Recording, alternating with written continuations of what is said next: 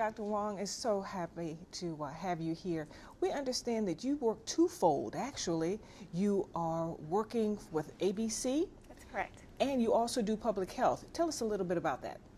Well, public health is a specialty in which you treat lots of people. So instead of going to an office and me seeing a patient one-on-one like we're talking here, I would be taking care of an entire school or a community, maybe a military unit, an entire city, maybe even an entire state.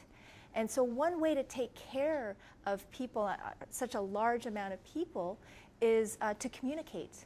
And so the mass media, things like news, things like websites, these are very effective ways of being able to speak and to teach people, a lot of people, about a broad number of health issues. So that's what I do. What is your specialty? So my specialty is public health and preventive medicine. And so public health, as we talked before, is really the area in which we treat a large number of people in many different settings.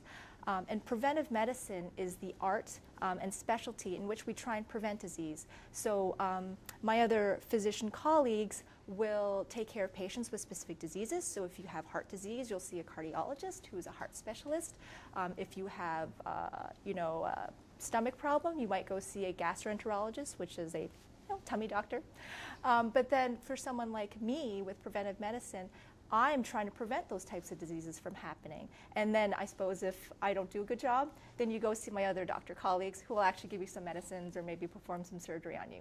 But we all work together. It's a partnership. And what we found actually is that preventive medicine is the most effective way of treating disease, meaning a good way to think about it is an ounce of prevention is worth a pound of cure. So when you look at all the studies, it's much more inexpensive or cheap to prevent a disease than it is to try and treat it after it's developed. So that's what I do. Well, we see that you have done a lot of research and you seem as if you enjoy what you do. Our studio audience today has gotten a wealth of knowledge. I know that I have, and we thank you so much for coming on the show today.